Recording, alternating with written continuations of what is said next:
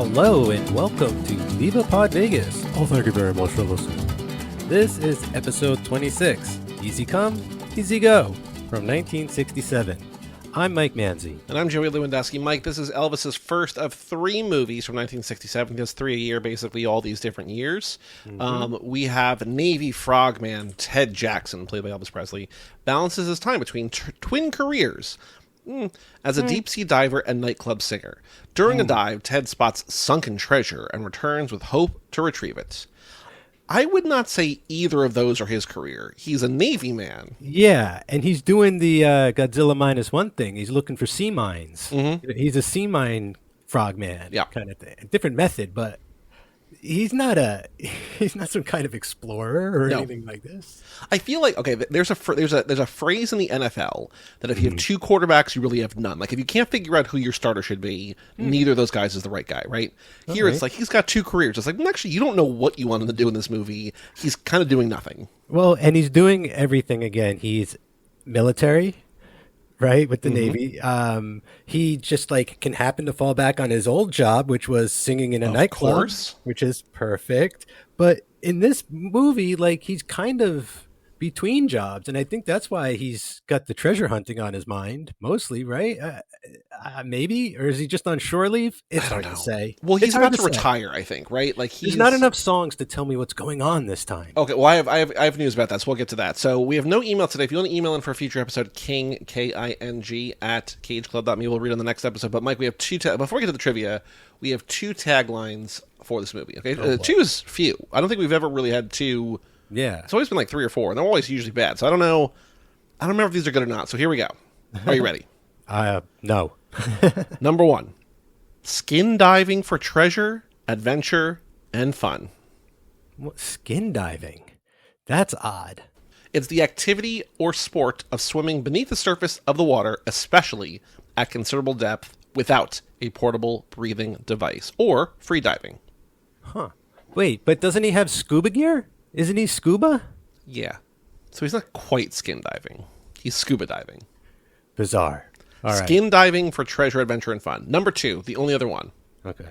I also need you to pick one of these because the tagline or whatever for every episode is whatever tagline you like most. I don't know if you know that, but like whichever one of these you deem you like the best, we go with that. So there's not a lot of options here. So maybe this one's better. Who knows? Okay. Excitement! Exclamation point. Adventure under the sea! Exclamation point. You're waiting for me to say more. There's no more. It's just that. Your face was like, okay, and excitement, adventure under the sea. We're going. We got to go with that one. We have. I mean, yeah, it's more honest. I mean, at least there's adventure under the sea. At least we get that. I mean, I don't know. We get a fight underwater fight. I can't tell if that's cool or dumb. You're gonna have to help me when we get there. I have thoughts. Okay, we'll get there. Okay, so this is directed by John Rich, who directed Roustabout. Screenplay by Anthony Lawrence, who wrote the 1979 Elvis movie. He also wrote Paradise Hawaiian Style. He also wrote Roustabout. Also co-written by Alan Weiss, who did Boats, Boats, Boats, Fun in Acapulco, Paradise Hawaiian Style, and Roustabout. So this guy is, they're both. Nobody's here is stranger to Elvis. We got a team. Yeah, we got the team here. But also, there are lots of boats today, so it's fitting that he's here. Produced by Hal Wallace. This is his 8th and final film that he produced for Elvis and Paramount. He also produced Casablanca. And then Paul Nathan, who produced this movie, also did True Grit and then the same 8 Elvis movies. That includes King Creole, Blue Hawaii, Boats, Boats, Boats, so on and so forth. So throw True Grit in there. Well, yeah, it's True Grit and then also Elvis movies. All right. Cinematography by William Margulies, who did Clambake. So another repeat return. More, was there water in that one too? This feels like there's the standout here for me is like the underwater photography. I started thinking of The Creature from the Black Lagoon. I started thinking of Jaws. My mind drifts in those directions. How are they doing it? I want to, why would they spend the money on it for an Elvis movie? But I don't know. And like at times, like when you were saying is this good, is this bad? It feels to me. Also, we haven't gotten to Clambake yet. I don't know if there's underwater or not. Okay. Clambake is in 2 movies. Okay, cool. I was like, why don't I remember at all what I mean, not that it's a surprise, because I don't remember what a lot of these movies are about, but like I don't have any memory because we haven't done it yet. A lot of this movie feels like bad James Bond. Yes. Like Jake Bond or something. Sure. like the Alan Quartermain version of James Bond. They should, dude. That would have been a great Elvis movie. They kind of tried to when he was a secret agent, sort of, and that went really bad. But in the Middle East, there. It's just strange. We'll get there. Yeah. Elvis Presley plays Ted Jackson, Frogman. We've got Dodie Marshall as Joe Symington. The only other movie, so she's the main brunette, the only other movie she was ever in at all was Spin Out. So she's 2 Elvis movies, 2 and done. Whoa, interesting. In and out. Dina Bishop, the blonde, played by Pat Priest. She is the second and primary Marilyn Munster. Like, the first Marilyn Munster left after like 8 or 9 episodes, and so she played the majority of Marilyn Munster, of the Munsters. Spoily for cast, not the only monster. Oh, I know. I was like, I wonder, because I saw that before I watched the movie. I was like, I don't know how big of her, because she's like not high, she's like 12 build, and I'm like, I wonder if this woman is gonna be like tucked in the background, be able to blow your mind. But no, she's very prominent in like one scene. I have a theory. We'll get there on that scene. Okay. Also, Dina Bishop, Pat Priest, who plays Dina Bishop, Pat Priest's mom was a U.S. treasurer under Dwight D. Eisenhower, which seems like a big deal. All right, yeah. Good for her. Pat Harrington Jr. plays Judd Whitman. He's the guy who's like the band leader. He's best known for the soap opera Days of Our Lives. We've got Skip Ward as Gil. Oh, wait, hold on a second. We can't go too fast because I know him from One Day at a Time. Really? Yeah, hold on a second. What's the show that I know? I know him from a different show because One Day at a Time. Yeah, okay. One Day at a Time. Wait, did I just write down, or was I misled by false information? Hold on. Yeah, where he plays. There's also a chance I just wrote down the wrong thing. No, yeah, okay, no, he was in. You're correct. He was in 200 something episodes of One Day at a Time. Yeah, that was like one of the first sitcoms I remember watching because Van Halen's wife is on that show. Eddie Van Halen ended up marrying. Sure. The girl on that show, I believe. Anyway, Mackenzie Phillips. Yeah. Okay. Yeah. No, he's not even in the other thing I said. I think I heard it. I read it and I'm like, okay, I got it. And I wrote down just the wrong thing. I definitely didn't recognize him on the show because he wasn't wearing his uniform from the sitcom or anything like that. But I dug him as the beatnik, Yeah. Flanders' dad. We've got Skip Ward as Gil Carey, who is the guy on the boat. No, I can't find anything about him. He's the worst, man. Sandy Kenyon plays Schwartz. Don't know who Schwartz is. Yeah, me neither. But he was the voice of John Arbuckle in the first Garfield special, which was kind of cool. Okay. Frank McHugh played Captain Jack. No news on him. I was like, is he the real Captain Jack? But no, there's not a real Captain Jack. Yeah, and he also mentions, like, I was on the show. What show did he mention? Like, Petticoat Junction or some crap. Like I don't know. He mentioned, I was like, is he really on that show in real life? We've got Ed Griffith as Cooper. These are not people I don't know. Ed Griffith as Cooper, I don't know who that is. He played a trucker, though, in Pee-wee's Big Adventure. One of the other guys on the boat is played by Reed Morgan, who played a cop in Back to the Future.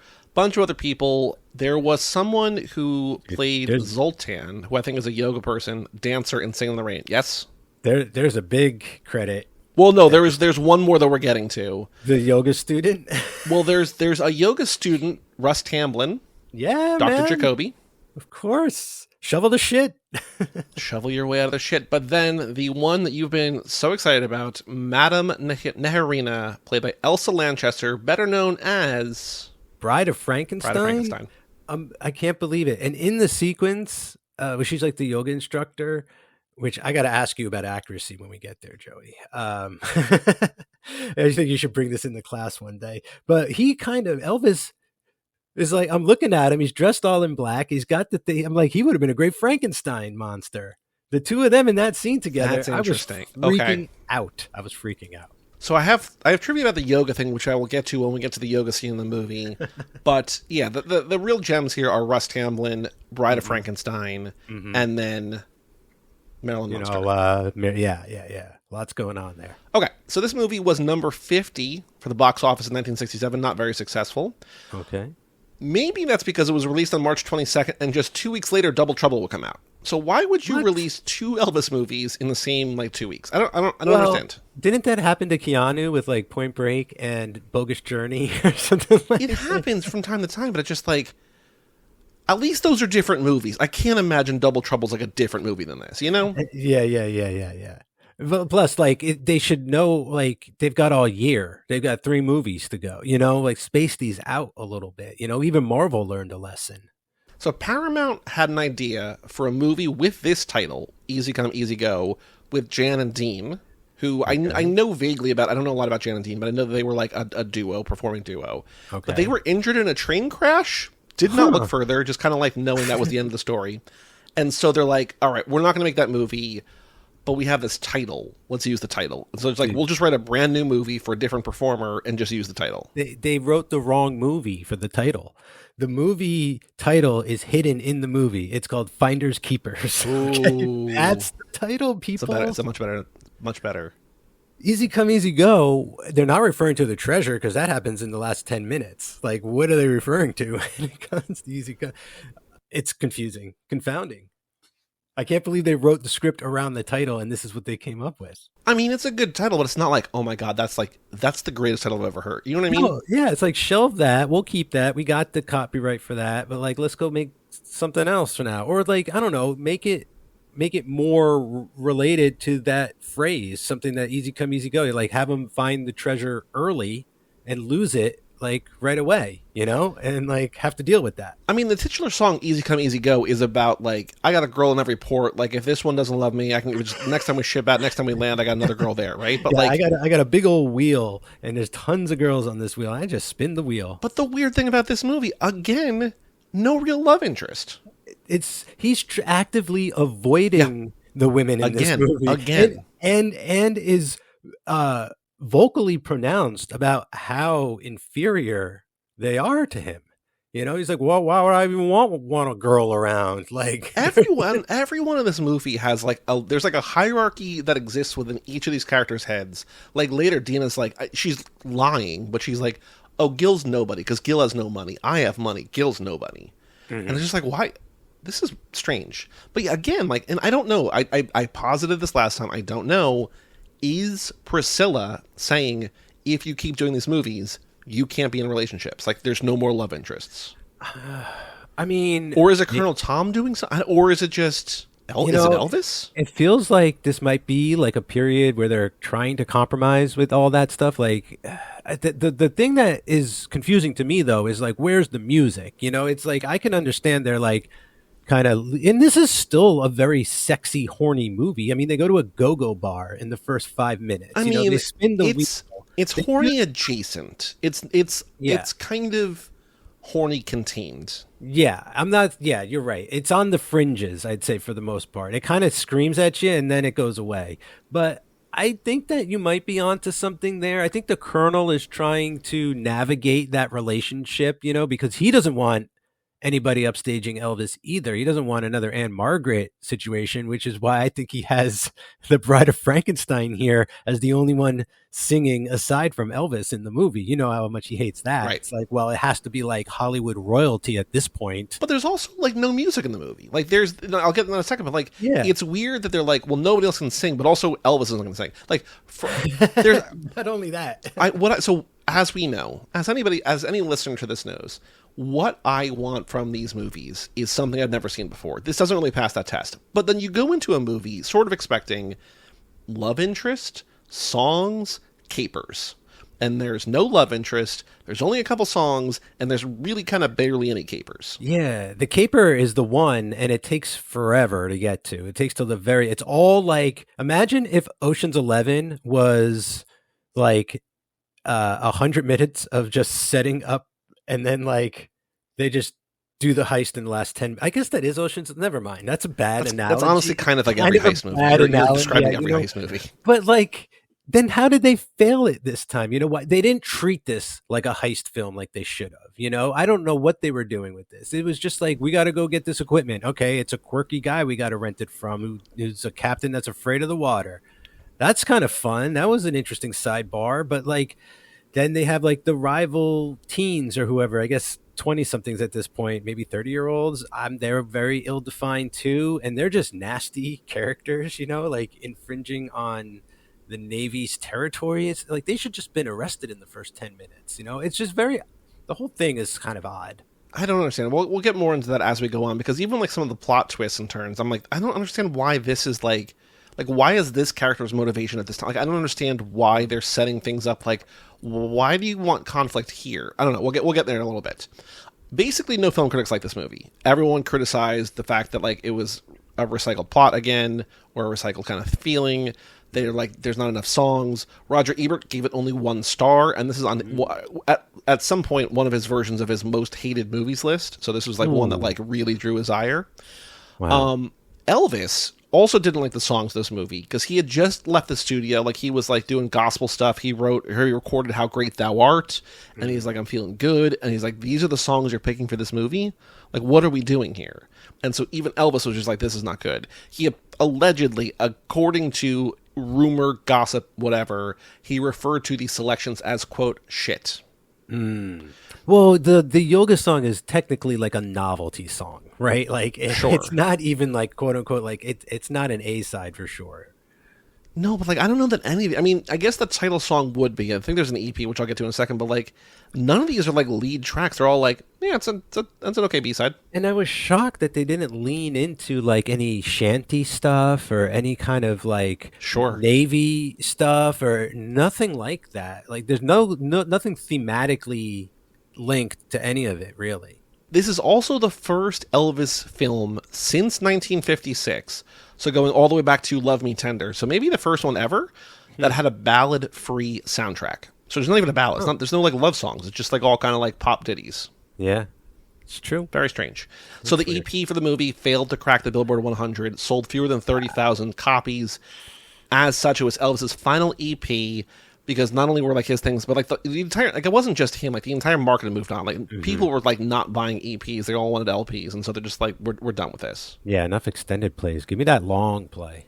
Jackie Chan visited Elvis on set during the making of this movie. Really? What was Jackie doing in 67? Just hanging out, I guess. I don't know. Wow. Wait, damn. Jackie came to America, I guess. Jackie Chan in 1967 would have been 13. Does that make sense? I don't know. I guess so. I just write these things down and just assume that it's. I mean, Kurt Russell was like 13 when he met Elvis, so it can make sense to me. I mean, they're both still around. So he had small parts in films in the 60s.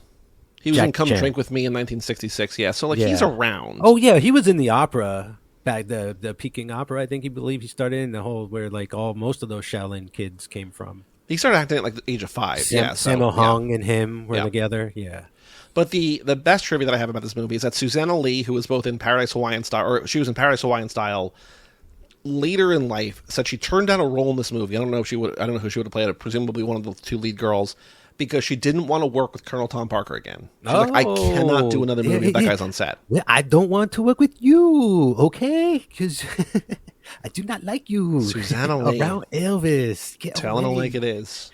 Yeah, sorry, man, Colonel. That's... well, Colonel, don't go too far, because we're going to talk about you in a little bit again. So don't. Just, I will be on standby. I will be on standby. I will write it in my notes. So that's all the background for this movie. We get into the movie itself. Title song from the jump as they're departing a boat. Not a battleship. What kind of boat is that? Isn't it?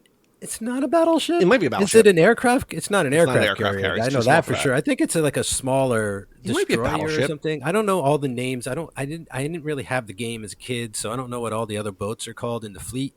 But I don't think it was like the main one. But I did notice like that was real. They like took Elvis out to the boat for a day, had him like with the real officers, and later we get a shot of this one kid who can't be more than like 15. And like is missing a bunch of teeth, and he's just like full-time Navy captain. It's so cute. You knowing what we know about the Colonel, this is not me mentioning the Colonel again, so he can just hang tight for a second. They had to have known someone who like gave them free access, because there's no way they're paying for this when they could shoot on a soundstage for like a fraction of the cost. I mean, I would have wagered that the military would have given him this for sure. I'm sure the studio you think it's like the Top Gun thing where it's like, you make us look good, we'll let you. Not even that. I mean, he also like he was in the service, Elvis. Like it's. That too, though. The Top Gun thing, like Elvis it's basically a commercial. Join the Navy. Elvis is in the Navy. So I think they do this all the time. Like, what's his name? Transformers guy. Well, now he's John Cena? No, the director. Michael Bay? Michael Bay. Yeah, it's sad that he's known as... No, but there's like entire... He's connected. Yeah, there's like divisions at each of the 5 naval or the military branches that basically are in touch with Hollywood. Like, their job is to, like, keep in touch with Hollywood and, like, studios and figure out what they're making and, like, advise on set to make sure that they're looking accurate and correct and good, but also, when able, you know, return the favor by, like, letting them have access to whatever. So, like, it's fascinating. Yeah. It's all propaganda, but it's fascinating. Right, yeah. Like Top Gun, but I'm sure you don't make, like, G.I. Jane without, like, them signing off, you know, on a bunch of shit. Probably. So they're on a battleship. They're all in uniform, and they're singing to get off the battleship into a little boat. And Elvis, being the silly guy that he is, uses an oar as a paddle, or an oar or paddle as like a faux guitar. He's just like strumming along. He's like, wouldn't that be funny? He's got the goof going on a bit here in this movie. You know, I appreciate that. Although, like, I will say it becomes pretty quickly evident that the overdubbing is, like, definitely off. Maybe it's just the mix on my DVD, but it just seems like that's off, and it just feels like the acting in this one is a bit over the top. Yeah, it's a bit more over the top than usual. Well, we're really near the end here, Mike. We've only got 8 more movies after this. So, like, I don't even know if, like, what a lot can happen in 8 movies. You know, things can get a lot worse, or better. I mean, I'm not gonna hedge my bets, but it was like, you know, in the past, it's like, okay, everyone is doing well. Like, this is nice. Okay, this feels like a movie. This feels like natural. This didn't feel very natural for most of the movie until, like, the weirdo captain guy comes into the whole thing, Captain Jack. Until Captain Jack shows up and he's like, oh, okay, I see what he's doing. He's basically playing like Daffy Duck or something like that. Then, like, the overacting kind of matches. But I thought you were saying that, like, it was everyone was overacting until he brought realism. I was like, where are you going with this? No. Then I see everybody. Like, you realize that everybody had to, like, matching his level, even though. Yeah. Got it. Okay. They didn't need to whatsoever, but it just felt that to me, like, everybody was very sort of acting in this one. So they go to the Easy Go-Go, the Go-Go Club you were talking about before. There's a band rehearsing, a woman dancing, and this is where we learn that he's a frogman who's disarming underwater mines. He's always kind of in danger. The woman dancing isn't an organ grinder. I thought that was like a different thing. I thought that was like a carny thing. But I think also maybe it's a sexual thing here. She doesn't swing. She just likes dancing because it's good exercise for her yoga class. Organ grinder. I think so, right? Right? Yeah, I'm making a jerk-off movement in the camera. They're like, no, she's not a whore. She's just dancing for fitness. They're like, got it. Sure. Like the guy in the Boss Tones. He just dances with them. And so she leaves, and they bring out a boardwalk-style wheel full of girls. And Elvis sings the song The Love Machine. And every girl on this wheel has a phone number and bodily measurements. Dude, this was kind of, like, obscene. Like, I was like, what did they get away with? Like, I understand the temperature of 1967, okay? But Mike today was like, or yesterday when I watched this movie, was like, whoa, like, that just seemed like a lot, even for an Elvis movie, to be like, here's a big giant carnival wheel like you'd see in Vegas, and there's like 200-300 photos, and they look like nudie cards, you know? No, there's not that. There's probably like 40, but there's a 40 lot. There's like, okay, we'll compromise. There's like 80, 85, but it was wild because they would spin it, and a guy would, like, wait to see where it landed, and he'd write down their number, presumably to go call them and bang them. And I'm just like, Elvis, why are you pimping out all these girls? What is going on in this movie? Well, and then Judd is just like, no, one per customer, one per paying customer. It's like, well, they're not paying. Whatever. Anyway. I've heard of shore leave, but we regrouped the next day in the boat. They're all like, oh, they were all dogs. Like, they were all old or fat. It's just like, well, that doesn't help at all. Dude, you know what I wanted? As soon as they got off those boats, I was like, where's the tattoo shops? If we wanted a real cool Elvis movie, have them go get a tattoo, kids. Oh, like Racing with the Moon? Oh, that's right, the cage. But I feel like this is the equivalent of, like, seeing a girl's phone number on the wall in a bathroom and calling it and then being disappointed. Just like, what did you expect? Like, you just saw a number, a series of numbers, and a girl's name. I couldn't, I guess, wrap my head around the sleaze. Right? It's gross. It's real gross. That's like a thought that never crossed my mind watching one of these movies before. It was all very playful and hanky-panky, and there's a limit and a level and stuff. But this got seedy. Well, because This got like the Atlantic biggest line City. that we're normally at is the next scene where the battleship almost hits a speedboat and there's a babe on there. I'm only saying babe because like that's all she is in the movie. Yeah. And then another babe comes up and they cheer even louder. All the guys are cheering and they're cheering louder when the second girl comes out. And then the third babe comes out and they cheer even louder. And then kind of funny, a guy comes out and they all start booing, which is kind of funny. But it's just like, yeah, that's where we're at. It's just like we see a bikini and a beach body and we cheer. We literally cheer because these girls are beautiful and they excite us. The wheel's a little wild. Like, okay, so maybe this is a thing I've never seen in a movie before, but like I don't want to see this in a movie. Yeah. We're looking for like positive things. I would have thought if anything that the yoga sequence, that for me stood out as like, I don't know, man. Maybe. It's not as good as dogs on a helicopter. Don't get me wrong. I'm just saying for the tone of this movie. Well, there was another movie. I think it was the one where they were at the motel. Okay. Where they were doing yoga. He wasn't doing yoga, but like they were working out. They were like doing fitness and stretching and whatever. I wonder when yoga became like a thing. When we get to there, I have some information. All right, good. Take me to school. So Elvis has to go out before he can retire. He goes on one more mission, and so he dives underwater, and the speedboat is just like, that's weird. That guy just dumped off the boat, and then the boat drove away. We should find out what he's doing.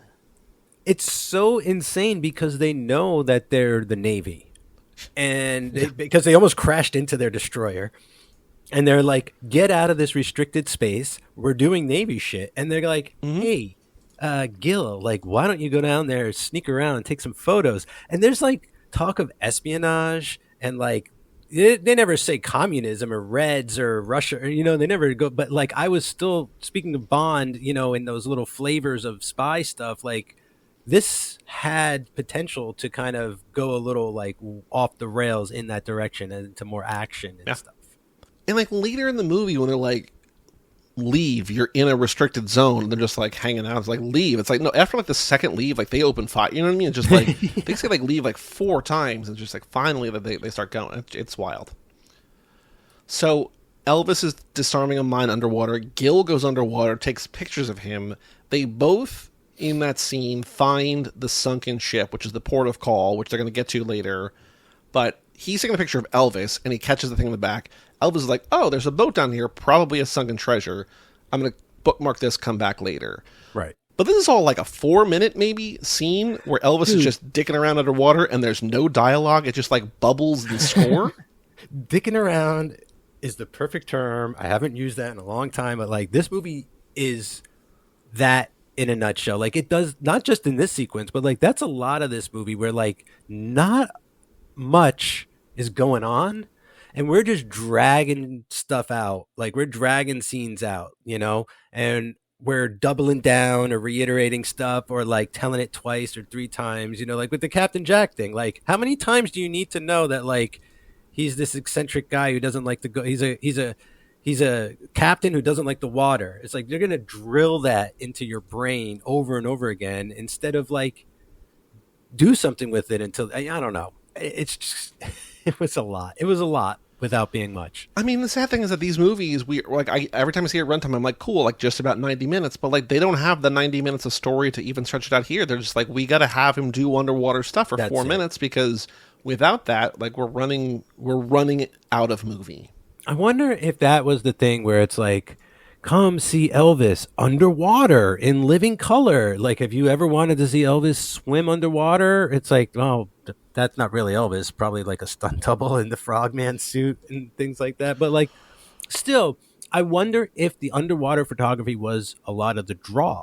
Well, the 2 taglines don't say that, right? Like, well, skin diving for treasure, adventure and fun, and excitement, adventure under the sea. So they are saying, like, we're going diving, we're going underwater here. But it's not like, hey, come see the underwater like you've never seen it before. Yeah, and I hate to be, like, gross and stuff, but, like, in the mind frame of this movie, they'd probably use that to have more, like, girls in bikinis swimming underwater for you to see instead of, like, Elvis and treasure and things like that, right? Like they would use it to be more salacious and stuff. Although, like, what's strange, like we're still in the era where like the art cards, the posters are like drawings, like they're not frames from the movie.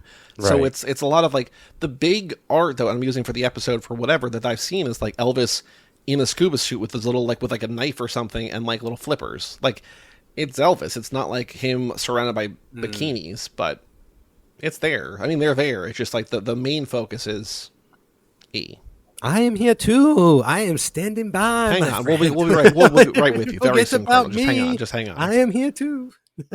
Elvis then goes to the marine equipment shop where he finds Captain Jack, who's scared of the water, which is pretty funny. My favorite character, my favorite thing in the movie is him. He's the most fleshed out, realized, even if they drill him in your head. And he's like, I found a sunken ship.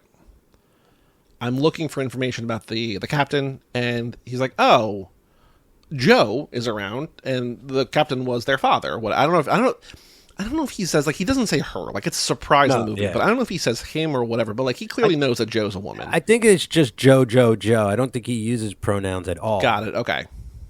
Captain Jack's like, Joe's at this address, you can go there. So Elvis knocks on this door, and this is where we get to the yoga class, which. Man. Okay, so here's the trivia about this. Here we go. So there's the song Yoga Is As Yoga Does that he sings in duet with Elsa Lanchester, the Bride of Frankenstein. Yes. As was commonplace in Elvis Presley's soundtrack releases, the version of the EP is just a solo vocal. So she's not even on the EP. It's just him. What a snow job. That is terrible. This whole scene, and I need you to answer for your crimes here, Colonel, was supposedly added because Colonel Tom Parker thought Elvis getting into yoga was the dumbest, stupidest thing, and he wanted to make fun of Elvis by saying, you love yoga, look how crazy this is. I am going to shame you. Shame on yoga. Stop reading those books and about yoga and yogis. Was that in the Priscilla movie? I want to be a yogi. I'm going to go to India and study with the yogis. I do not like this, so I'm going to make fun of you. You know what? I think it backfired. Because the way I saw it was yoga is like this kind of, at the time, maybe more of like a counterculture thing, right? Like it's this new weird fitness thing. For Elvis to be in it is like a huge commercial, you know? And it's like, it doesn't matter how silly he looks. He looks like he's having fun. That's what I saw watching it. I was like, oh, haha, I never expected Elvis and yoga to sort of like go together, but here we are. So too bad, Colonel. It didn't work on me. I think Elvis is cool. The weirdest part about all of this is that I realize, so Elvis makes 4 movies, then goes to war for 18 months, right? So the 4 movies he makes before are in the 50s. So everything since G.I. Blues, his 5th movie's been in the 60s. Yeah. This is the first one, and we've done close to 20 movies. No. We've done over 20 movies in the 60s. This is the first one that reminds me, like, oh, right, we're in the 60s. Like, in a way that feels dated. Like, It Happened at the World's Fair feels like the 60s. Is like, that's a very specific time and place, right? But a lot of these are just like, it's just old-timey. And, like, in my brain, rightly or wrongly, I just equate Elvis with 50s. Like, guitar rock 50s. Yeah. The movie career is firmly 60s, and, like, the later, like, the concerts we'll watch eventually, those are 70s and stuff, right? But, like... Yes. To me, Elvis is 50s. And so for him to be here, it's like, of course he would hate this. Like, he's a fish out of water. But not really. Like, so much of him is the 60s. Yeah. No, that's why I'm saying, like, it didn't come off like he was being a fool. You know what I'm saying? Like, that's why I don't... this thing about the Colonel using this sequence to make fun of Elvis doesn't make sense to me because I don't think it worked.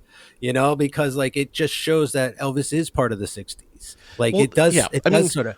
The whole thing is like, look how insane this all looks. They're doing yoga. They're doing art. They're doing all this. Like they're dumping spaghetti on cars. But then you look at the people, and all the people are like very happy and in love, and like it's very like Andy Warhol stuff going on, like the factory, like all that. It's 67. You know what I see a lot in this is Batman 66. Like it's that same style, the sets, the colors, the costumes of a lot of the, not so much Elvis and the main players, but like what's going on around him in a lot of the movie. And especially this yoga sequence, like this, like she, you know, Elsa Lanchester, she could have been a Batman villainess in like one of the episodes as the yoga master or something like that. Seriously. You know? Wow. So I've never been in a yoga class like this. I know there's also different types of yoga, but like this, them just like sitting around, like this just seems like, what's that hippie shit they do? We can just take a guess at it. You know what I mean? Like There might be a branch of yoga that's like this, but they're just like people sitting on every surface in the house, bending their legs, and it's just like, Yeah. Well, I'm more curious to see how they got the Bride of Frankenstein in here. You know, like that. I don't have information on that, but you know, maybe she's just an actress. You know what I mean? Like, you gotta like, this is an Elvis movie, and like we don't get a lot of these sort of cameos. Like, we haven't really gotten cameos like this, and like, not that all the kids would have recognized her, but clearly she starts doing like stuff to be like, it's me, I was the bride, you know, like she starts hissing, she starts doing things with her hands, like she does stuff with Elvis to, you know, like she's calling back to stuff from the bride. True. But like, it's just, why is she like, I love that she's here, but why is she here is so random. It's the most random thing on the planet, and I love it. So Elvis shows up looking for Joe. The girl at the door says this is for members only. He's like, well, I want to join. She's like, you can start by taking your clothes off. He's like, what? And then she gives him yoga clothes or like, you know, whatever. And then he says, but I don't know anything about yoga. And she just says, who does? Which is, I think, a pretty funny line. So then he sits down next to a girl that recognizes him. She's one of the babes from the boat. And this is Joe Symington, the one he's looking for. But it's a girl. The doctor was a woman. And they leave class together. And Elvis is doing some pretty okay physical comedy here, I think, when he's twisted as a pretzel. Like, in the song, he's, like, flopping back and forth and unable to get out. And it's just, like, it's pretty good. Yeah, he's never bad at that. Like, just that, to me, feels like he was waiting to be able to do something. Like, you know? Like, jump up and act, like, all silly and everything. So I could always count on him for that. So then they have the next room over, there's art, quote-unquote art, because I think the movie's just like, this is an art, of a guy dumping spaghetti onto people on a car who then make out. Then there's women fully covered in paint being used to create art on a wall canvas. And Joe's just like, look, we're just a bunch of people who like to live a free life. And he's just like, you're all weird. And again, I think it's crazy how the movie is like trying so hard to make fun of this stuff and doing a good job at like it being good art for the sake of it, like of what it is. Like the spaghetti dump on people, like that's interesting. And like, they're like, look how stupid. And I'm like, that's kind of provocative. Like you made something without realizing it here. The car later, when he takes Elvis's car apart, the red sports car, and he like makes it immobile. I'm like, you might think that's dumb and you're laughing at these people. That's very creative. I mean, I think a lot of this is the stereotypical like father of a kid, boy or girl, whatever, in the 60s who's like, Dad, you know, you don't know about free love. And he's just like, the most important thing in the world is your car. And like, I think it's all things like to drive job? Like, you know, the parents of kids who are seeing this movie a little crazy. Yeah, or like, you know, that could be, or the parents, it could be like that Pixar thing, right, where the kids are watching with their parents and the kids are like, oh, groovy yoga, and the parents are like, hey, look how stupid this yoga crap is, you know. And so like you're connecting on both levels. I don't think the movie's that smart. I wish it were. Pixar in the early 2000s smart. This is where the artificial conflict comes in, because he's like, I need a crew, but it can't be a girl. Well, I think it's more like they're going after her dad's treasure, and he doesn't want to cut her in on it. Isn't that like a lot of it too? Part of it later. That's later. Oh, okay. Because his first excuse is it's not a job for a girl. Yes, and so that's before he even told the other guy what they were looking for. Right. He gets the band leader. Yeah. And he's like, look, I'll do this, but if we don't succeed, like you're promising me all these riches and I'm going to love that. But if I give you all this time and you don't come back with money, you need to work here again. There's no like term limit. It just seems like forever. And I will pay you in beer. I know that. I get unlimited credit and you will sing for life.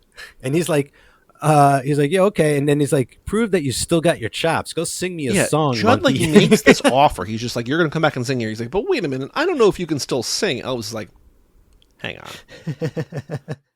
And so he grabs a guitar and sings a song, You Gotta Stop. And you were mentioning before, like, a double for when he's scuba diving. I love here the close-up cut to his mini guitar solo where it's like, oh, that's not Elvis.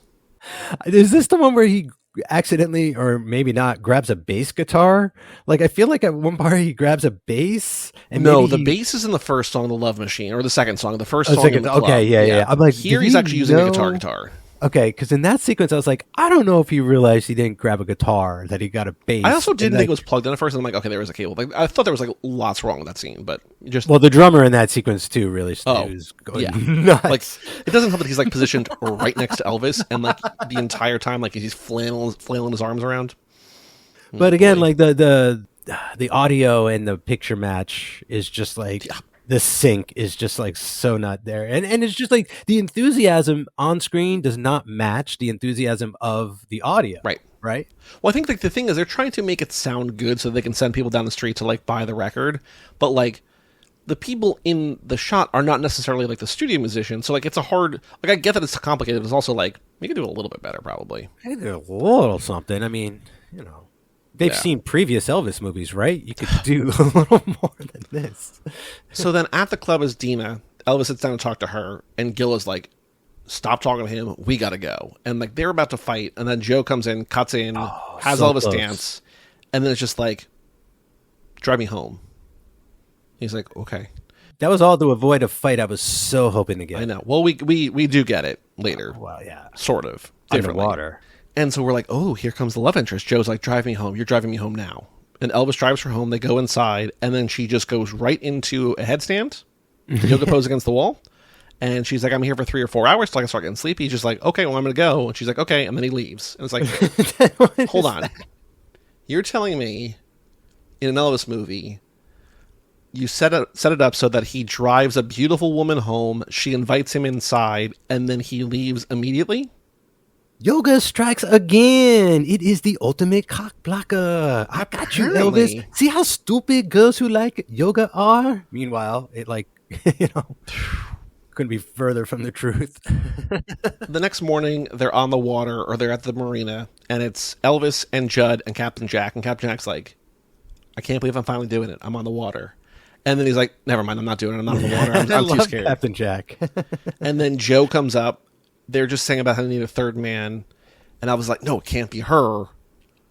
Because then she's going to want to cut. It's like, well, she deserves a cut. Like, whether she helps you or not. Also, it's her family's treasure. Yeah. It's so crazy. Like, what is amoral Elvis doing in this movie? Like, it's so weird that his buddy is like, Elvis, you're being a dick. Mm-hmm. Chill out. Like, what's wrong with you? So they go out to water, and they get the kind of like driving scene in front of a green screen, but they're on a boat where it's like the background does not match the action in the front.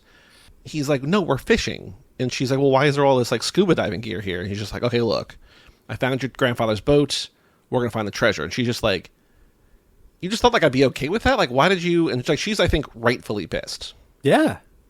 Meanwhile, Gil and the babes, or at least Gil and Dina, follow them out. And then all of a sudden the movie's just like, what's he up to? And then we like get scenes from his perspective. It's like, why are we doing this? Like, he's not the main character here. Like, why are we in his boat? I guess just to sort of switch it up a little bit, who wants to follow Elvis for his own movie? Yeah, who wants to watch Elvis in an Elvis movie? And let alone like who isn't dying for another song or two at this point? Please, can I get a song about something? Yeah. The rough seas, like anything, like get a guy with an accordion, a squeeze box, like, they're in the perfect setting to have like Dancing Pete dance for hours for nickels and stuff. Like, I needed more atmosphere. I needed like a shanty town. I needed more. So Elvis sees them following and is just like, we can't dive because if we dive, they're going to know that there's something down there and they're going to want to dive too. Yeah. So we're going to go back. And so they land, or they dock, and Joe is just like, okay, so I'm going to go get the treasure myself. And just like, hold on, why is that? Why are we doing this now? Yeah. Like, I kind of get it, but it should just be like, let's do this together. Like, just like the indignant, like, you don't want me here, but like, you can't, I'm not going to let you do this without me. Like, I'm going to be here. It's so confusing sometimes, like, nowadays to watch an older movie where it's like the characters, like the main characters, like, don't like each other in this way. Like, it's so bizarre. Like, there's nothing. She's just like, well, thanks for the info. Like, enjoy your life. I'm going to go get my... And he's like, but what about me? And she's like, well, what about you? And he's like, well, I told you where your dad's treasure is, oh yeah, I guess I don't really deserve anything. Like, do the writers know what they're doing? No. I'm not sure. No. They've written so many Elvis movies, they still don't get it. So we go back to land. Captain Jack is practicing to get ready for the water to go, he's just like getting water dumped on him or whatever.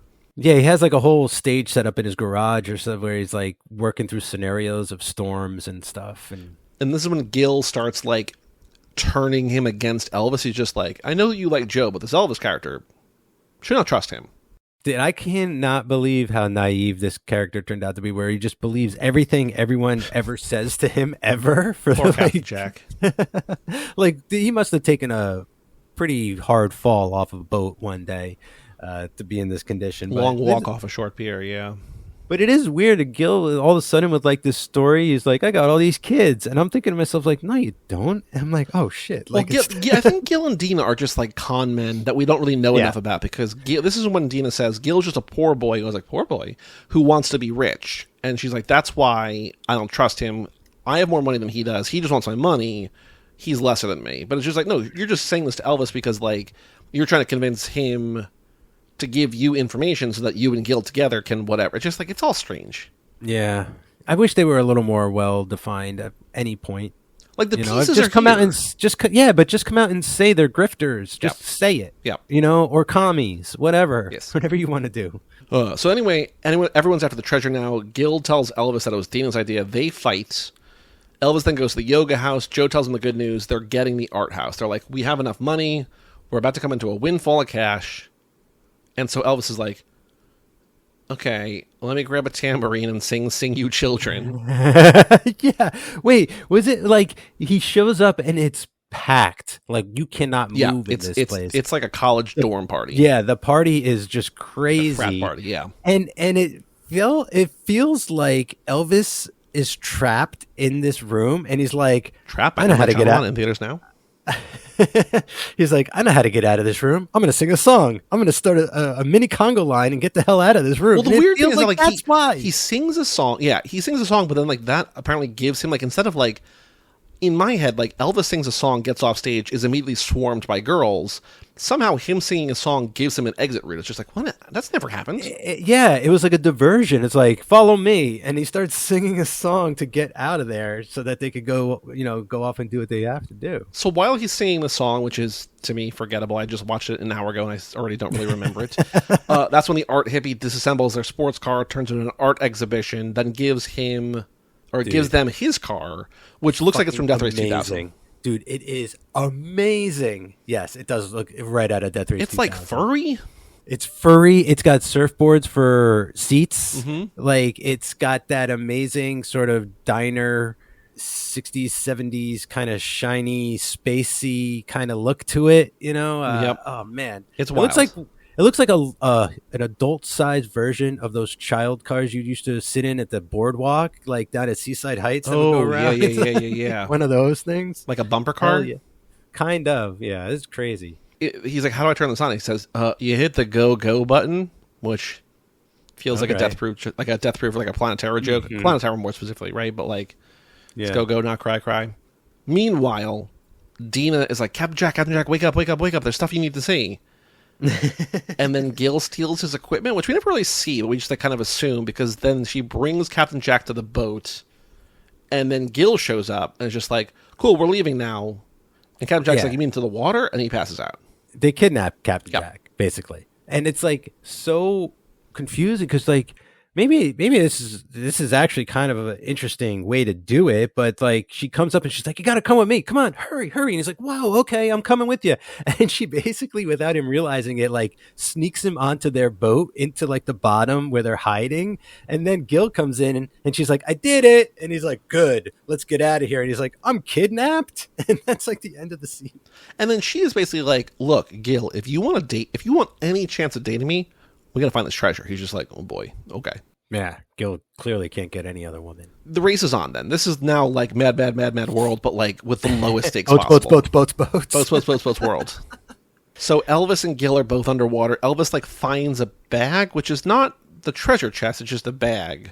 Mm-hmm. And then Gil attacks him with a crowbar as Dina's just there taking pictures. Yeah, they have a underwater fight, like a full-on, really long. There's like all these instructions that they have to do about like the air thing that I feel is completely like forgotten and done away with and all that kind of stuff. But like there's like they do their best to have a underwater fight. And now like it was very silly in James Bond because of like the number of people underwater trying to fight each other and all that. Here, one-on-one, it makes sense. It's just not compelling. Yeah. That's the issue, is like you don't feel any force whatsoever because of the water, but there's still tons of danger because you can definitely stab somebody in the stomach underwater and kill or him, beat his head in with a crowbar. Yeah, or smash him against a rock or cut him with something else, or like a shark can come by and eat you. It's a really cool, dangerous scenario, but like actualized in a movie, it's just not thrilling as it should be. Like I can imagine reading it would be amazing, right? Like probably. I mean, this is your book club. Would be better. But what does Elvis do? Does Elvis take Gil's oxygen line and just jam it into his suit and fills it up with air? Which is pretty cool. That's another like sort of Bond thing to do, right? Is like I mean that's like a Looney Tune, like that's a cartoon thing to do. But yeah, it's very Looney Tunes. Yeah, actually that too. Well, Bond got a little Looney Tune in Roger Moore. It's a Roger Moore thing to do. Yes. But yeah, that was hilarious how he just like, I was like, oh, he's gonna get the bends. Like he's not gonna worry about any of that like depth. You know, you got to wait to go up or any of that kind of thing. That's why I don't go underwater deep, because I don't want to. You don't want the bends. The pressure, man. Yeah. You know, but like I thought that was hilarious. You know, he just shoots right up to the top like a rocket. But also, somehow like they are at a depth in the ocean that a boat has sunk, right? Yeah. Yeah. And yet it still feels like they're just like in the deep end of a pool. It feels a little like an attraction at a museum or something from time to time, right? Or like a zoo, like they film this at the zoo, in their pool or something. But I mean, I credit to the scenario.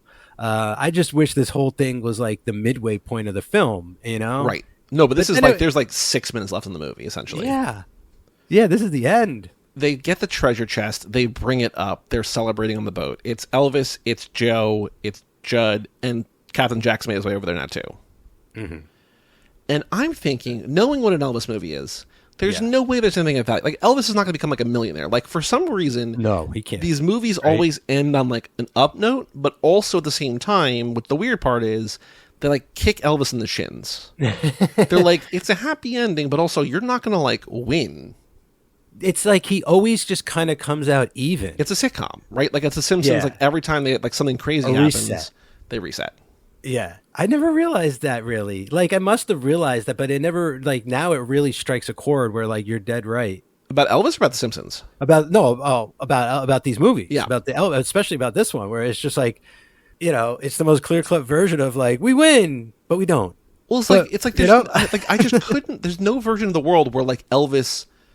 So like they get at the end spoiler, they get $3,900. They thought they were going to get like $390,000. So like it's not like they would have been like a millionaire, but like he would have had like a lot of money. They make like their money back almost, right? Right. But it's like I don't think there's any version of a world where an Elvis movie ends and he like finds $1 million.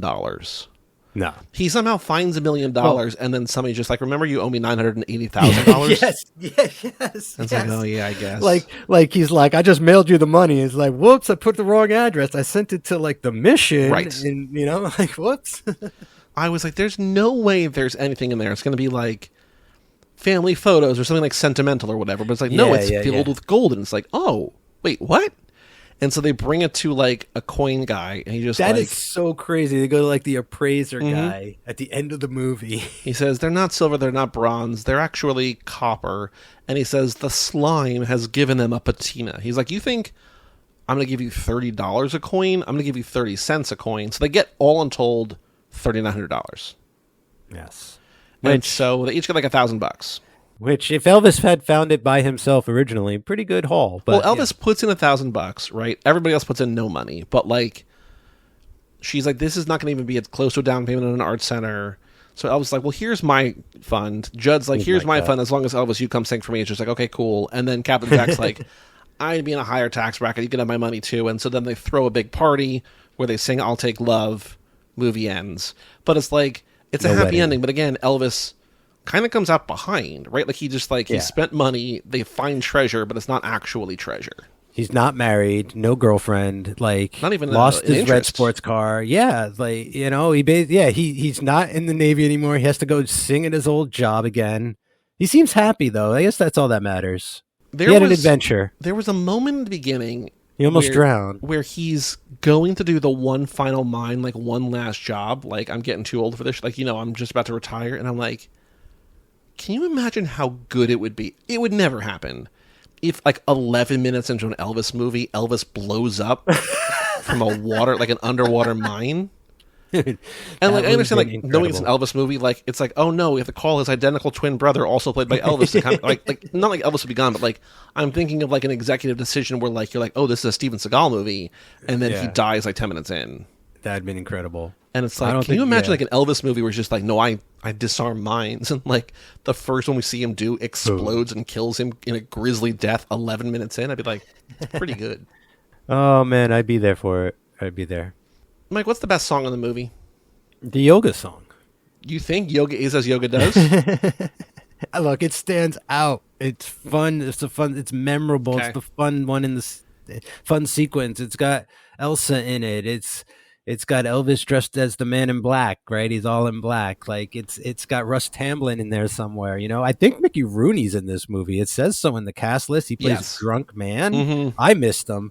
But this movie had more potential than it's worth, and they really dropped the ball this time. I agree. So we have Yoga Is As Yoga Does is the best song in the movie. It's better than Spin Out, which I don't remember, but sure. Because Viva Las Vegas was retired, and then we had Please Don't Stop Loving Me. Then there was no good song in Paradise Hawaiian Style. Then we had Spin Out, then Yoga Is As Yoga Does. But on a scale if we can have no song, we could do no song. Well, no, Yoga Is, it's fine. It's fine. Okay. On a scale of 1 to 10, 10 is perfectly normal, 1 is totally forced. How forced is the music in this movie? So as a refresher, Easy Come, Easy Go, him sing with his buddies getting discharged. I don't know, with an oar, yeah. Love Machine, picking up an old job he coincidentally used to have with a band on stage, singing there. Yoga Is As Yoga Does, he's in a foreign space to him, chiming in. Mm-hmm. You Gotta Stop is him proving he can still sing on stage at the same club. Sing You Children is him grabbing a tambourine and singing in front of a party. And then I'll Take Love is back at the club at a fundraiser party. So there's 3 at a club. There's 1 at a party. There's 1 at a yoga class. And there's 1 on a boat with some of his friends. I guess it's somewhere around the 6 or 7, right? Because he's actually playing instruments in a band with musicians at some points, and more than less of them, right? That's the flaw with our rating, is that by default, if his job is musician, it's normal. And well, if his job is musician and if 50% of the songs take place with the band in an establishment, then you're already at a 5 or a 6. Well, I think what's interesting about this, as we've, I'm glad, I don't know, I don't think there's any consistency in our scoring here. But what I'm glad that why we did this is because we've realized they are getting lazier, but they're getting smarter. It's not just oh, there's a guitar in the room. Elvis, you know how to play guitar? And he's just I think I can play a song or two. It's no, he's a musician. He's not currently a musician. He was a musician.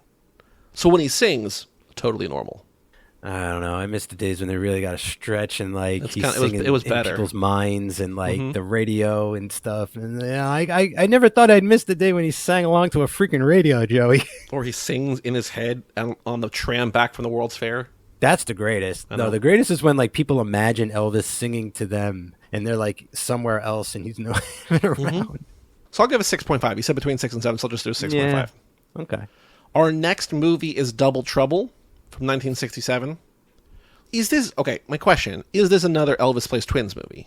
I think so. I don't know. Because Kissing Cousins was a Twins movie, right? Yes. But I thought Harem Scarum was gonna be, but that was just him in disguise. It was just the cover art was the 2 Elvises in the 2 different versions of the same character. Same character. I had heard rumors. I don't know. Remember where I heard that he had played twins more than once, or at least. Well, this could be the time. But I mean, I don't know for sure. I'm gonna bank on it though. What do you think Double Trouble? So I will tell you that Double Trouble, just about the same number of people have seen it on IMDb, about 1,900. It's a 5.1, which is a tick down from this movie's 5.2. On Letterboxd, a few more people have seen it, 1,500 and so, as opposed to 1,300 and so for Easy Come. It's also one tick down, 2.7 versus 2.8. But it's all they're all middling. Like the last 5 movies have been the low to mid 5s or the upper 2s on Letterboxd. So it's they're all about the same movie. All right. In terms of quality, it's about the same. But what do you think Double Trouble is about? If this isn't about 2 Elvises, I'm gonna be real wrong about this one because I'm going with that. I don't know if my brain is like at the end of these shows ready to concoct another Elvis plot. You got to. It's the rules. All right, I know. All right, how about Elvis discovers he has a long lost twin after getting back from overseas on military leave, and he goes into a bar to get a gig to become a nightclub singer, but it turns out there already is a nightclub singer, and he sings and looks just like Elvis, except he's blonde. They're like, hey, who are you? What's going on? This and that. And there's like a lot of mistaken identity until they can actually meet each other. And when they do, they fight, but they fight it out and they find out that they're related and they end up becoming a singing brotherly twin duo act. The girl has trouble remembering which Elvis is which, and Elvis has trouble remembering which Elvis is dating which girl. And there's all kinds of girl trouble going on. I'm ending that one with hilarity ensues. All right. I think Double Trouble is... So yours is like a comedy. I'm also going to say that there's 2 Elvises, but I'm going to say our Elvis, main character Elvis... Elvis Prime. Is the anchor... Our anchor being? Our anchor being in this universe. On Elvis 616. Which is why it's been slowly deteriorating the past few years. So I think he's not new to town. He's in town. He's a nightclub singer. Just going to keep it easy. He's currently a singer. But then word gets out that someone who looks like him has been robbing banks. Ooh. And so they think it's him. He gets arrested. He's like, no, I wasn't here. I was at the club. And they're like, yeah, book him, whatever. And then, like, the club owner's like, no, he was here. And they're like, okay, I guess we got to let him go because, like, he has an alibi. But it keeps happening. He keeps getting, like, arrested. Eventually they found out there's a second Elvis who's not his relative, but he's related to this Elvis. Or he's, like, he looks like this Elvis. Not related, but he looks like this Elvis. And eventually Elvis Prime, anchor being, helps capture the other Elvis somehow. Nice. All right. I like that. I like the crime Elvis out there. Yeah. Here was our guesses for this movie, then I'll look ahead to Double Trouble. Okay. So I said there's a casino, which there was not. He's a gambler who owes a lot of people a lot of money. There's money, but it's not really. One of the guys he owes money to, Elvis falls in love with his girlfriend. He must convince the guy to let them be in love and also absolve his debt. Nope. Mike says he gets a girl for most of the movie, loses her somehow, finds another better girl. Again, we're way off base here. Whoa. The first girl comes back, but he's on to the new girl. There's also money involved. The same thing will happen financially, fiscally. What? Maybe he loses all of his money and the girl, then meets a girl who doesn't care about the money. He works in a music store. Wow, I was really rambling that day. Okay. So here's what Double Trouble's about. Twins.